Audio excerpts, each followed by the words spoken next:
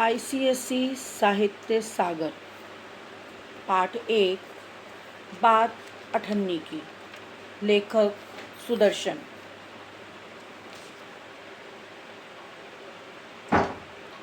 सुदर्शन जी का वास्तविक नाम बद्रीनाथ था। इनका जन्म सियालकोट, जो इस समय पाकिस्तान में, सन 1895 में हुआ। इन्होंने उर्दू में प्रकाशित होने वाले दैनिक पत्र आर्य गजट के संपादक के रूप में कार्य किया। मुंबई में 16 दिसंबर 1967 को इनका निधन हो गया। इनका दृष्टिकोण सुधारवादी था। पहली कहानी हार की जीत थी। ज़्यादातर लोगों ने इस कहानी को पढ़ा है, हार की जीत, जिसमें डाकू खड़क सिंह, बाबा भारती और घोड़ा सुल्तान की कहानी है। बहुत प्रसिद्ध कहानी है, जो सन 1920 में सरस्वती में प्रकाशित हुई थी। पुष्पलता, सुप्रभात, सुदर्शन सुधा, पनघट इनके प्रसिद्ध कहानी संग्रह तथा परिवर्तन भागवंती राजकुमार सागर प्रसिद्ध उपन्यासकार हैं। सुदर्शन की भाषा सहज, स्वाभाविक, प्रभावी तथा मुहावरेदार है। इनकी भाषा में इनकी जो कहानियाँ हैं उनमें मुहावरे बहुत अच्छे हैं, बहुत, और मुहावरों कारण की कहानियाँ बहुत अच्छी लगती हैं। सुदर्शन जी को गद्य और पद्य दोनों में महारत हासिल थी। आपने अनेक फिल्मों की पटकथा और गीत भी लिखे। बात अठन्नी की। प्रस्तुत कहानी जो है, इस कहानी का उद्देश्य है गरीबों का शोषण और उन पर अत्याचार दिखाना ही लेखक का मुख्य उद्देश्य है। समाज में व्याप्त बड़े लोगों की रिश्वतखोरी का चित्रण करना भी लेखक का उद्देश्य है।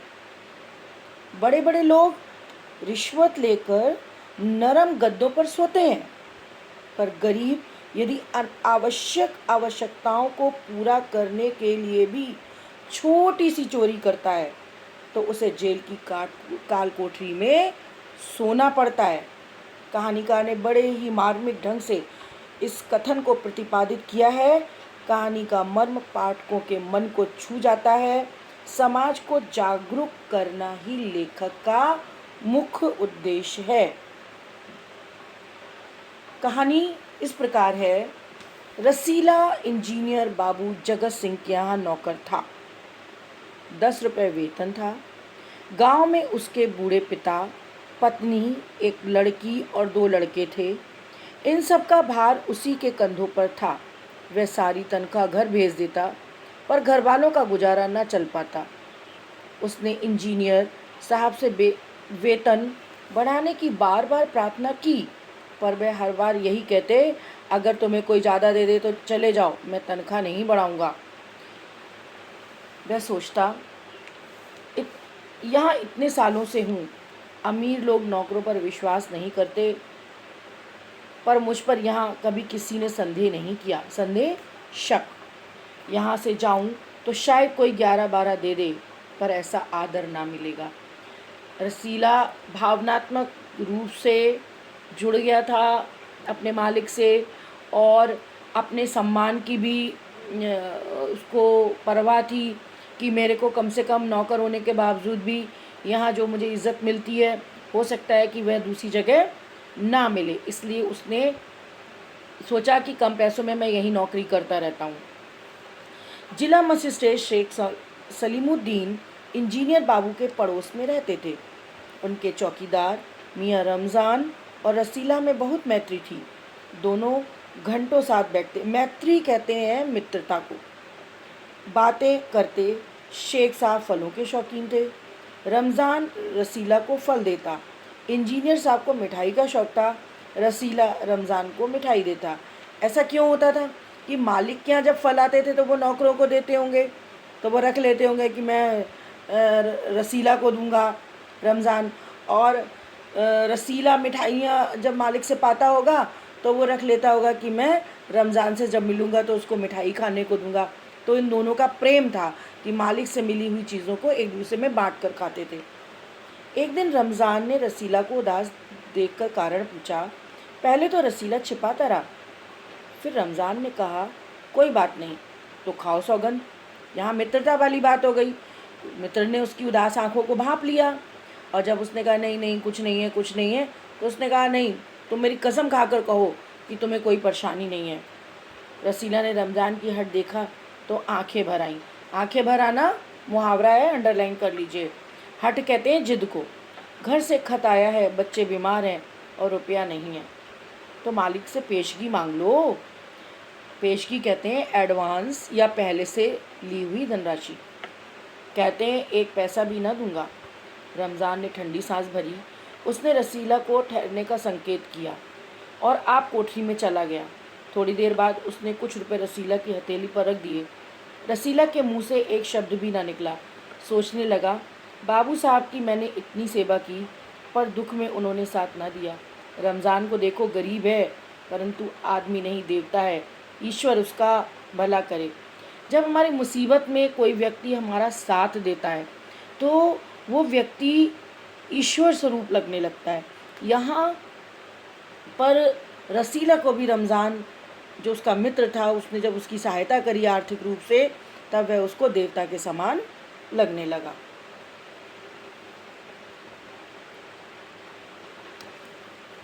रसीला के बच्चे स्वस्थ हो गए।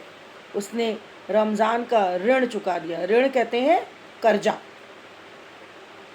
केवल 8 आने बाकी रह गए थे, 8 आने 50 पैसे। रमज़ान ने कभी भी पैसे न मांगे, फिर भी रसीला उसके आगे आंख ना उठा पाता।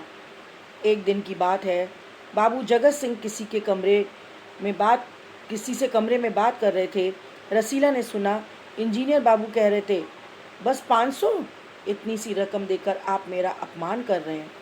हुजूर मान जाइए, आप समझें आपने मेरा काम मुफ्त में किया है। रसीला समझ गया कि भीतर रिश्वत ली जा रही है। सोचने लगा, रुपया कमाने का कितना आसान तरीका है। मैं सारा दिन मजदूरी करता हूँ, तब महीने भर बाद 10 रुपये हाथ आते हैं। वह बाहर आया और रमज़ान को सारी बात सुना दी। रमज़ान बोला, बस इतनी सी बात? हमारे शेख साहब तो उनके भी गुरु हैं। आज भी एक शिकार फंसा है। शिकार फंसने का मतलब होता है कि आज भी कोई रिश्वत देने आया है, और ये मुहावरा भी है। 1000 से कम तय ना होगा भैया। गुनाह का फल मिलेगा या नहीं ये तो भगवान जाने, पर ऐसी कमाई से कोठियों में रहते हैं, और एक हम है कि परिश्रम करने पर भी हाथ में कुछ नहीं रहता। अब गरीब आदमी का दिमाग अभी तक बेईमानी की ओर नहीं गया है, लेकिन अपने बेईमान मालिकों को देखकर उनके दिमाग में ये बात आ रही है कि ये लोग जो कोठियों में रह रहे हैं, ये रिश्वतखोरी से और बेईमानी के कारण रह रहे हैं। हम परिश्रमी लोग हैं, हम लोग कभी कोठियों में नहीं रह सकते। यहीं से जो सच्चे और ईमानदार लोग होते हैं, अपनी आवश्यकताओं की पूर्ति के लिए दूसरों को देखकर चोरी भ्रष्टाचारी की ओर मुड़ सकते हैं। रसीला सोचता रहा, मेरे हाथ में सैकड़ों रुपए निकल गए, पर धर्म ना बिगड़ा। एक एक आना भी उड़ाता तो काफ़ी रकम जुड़ जाती। क्या सोच रहा है रसीला? क्या सोच रहा है कि मालिक का मैं कितना सामान लेकर आता हूँ। सैकड़ों रुपए का सामान लेके आया, और हर वैसे पैसे में से मैं अगर एक पैसा भी चुकरा लेता तो मालिक को पता भी ना चलता, और कितनी रकम जुड़ जाती। इतने में इंजीनियर साहब ने उसे आवाज़ लगाई। रसीला दौड़कर 5 रुपए की मिठाई ले आ। रसीला ने 4.5 रुपए की मिठाई खरीदी और रमज़ान को अठन्नी लौटाकर समझा कि कर्ज उतर गया।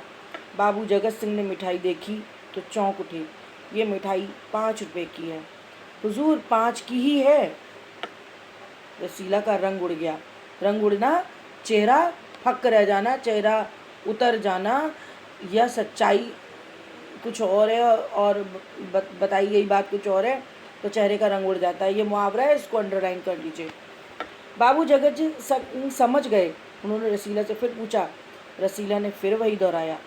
उन्होंने रसीला के मुंह पर एक तमाचा मारा और कहा, चल मेरे साथ जहाँ से लाया है। तमाचा चाटा। हुजूर झूठ कहूँ तो। रसीला अभी अपनी बात पूरी भी ना की थी कि इंजीनियर बाबू चिल्लाए, अभी सच और झूठ का पता चल जाएगा। अब सारी बात हलवाई के सामने ही कहना।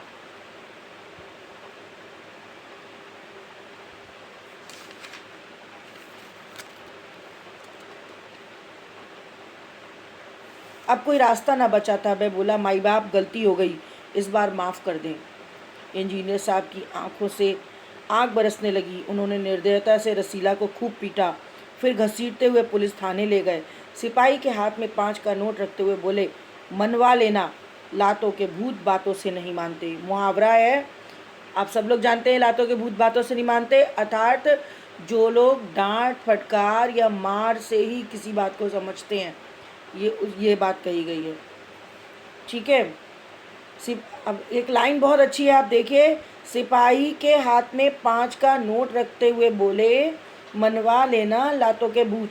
50 पैसे की बेईमानी के लिए 10 गुना ज़्यादा रिश्वत दी, 5 रुपया दिए और कहा कि मनवा लेना, चाहे मारपीट से माने लेकिन मनवा लेना। दूसरे दिन मुकदमा शेख सलीमुद्दीन की कचहरी में पेश हुआ। रसीला ने तुरंत अपना अपराध स्वीकार कर लिया। उसने कोई बहाना नहीं बनाया। चाहता तो कह सकता था, ये साजिश है, मैं नौकरी नहीं करना चाहता, इसलिए हलवाई से मिलकर मुझे फंसा रहे हैं। पर एक अपराध और अपराध करने का साहस वह न जुटा पाया। उसकी आंखें खुल गई थी। हाथ जोड़कर बोला, हुजूर, मेरा पहला अपराध है, इस बार माफ़ कर दीजिए, फिर गलती ना होगी। शेख साहब न्यायप्रिय आदमी थे। ये लाइन व्यंग्यात्मक है, ये व्यंग्यात्मक लाइन है। आप लोग खुद जानते हैं कि अभी एक दिन पहले वो रिश्वत मांग रहे थे। यहाँ पर व्यंग के रूप में लिखा गया है कि शेख साहब न्यायप्रिय आदमी थे। उन्होंने रसीला को 6 महीने की सज़ा सुना दी और रुमाल से मुंह पोंछा। ये वही रुमाल था जिसमें एक दिन पहले किसी ने 1000 रुपये बांध कर दिए थे। फैसला सुनकर रमज़ान की आंखों में खून उतर आया। रमज़ान की आंखों में खून उतरना ना मुहावरा है, यानी कि बहुत तेज़ गुस्सा आ गया। और रमज़ान को गुस्सा क्यों आया? क्योंकि रमज़ान रसीला का बहुत ही निकटतम मित्र है। सोचने लगा, ये दुनिया न्याय नगरी नहीं, अंधेर नगरी है।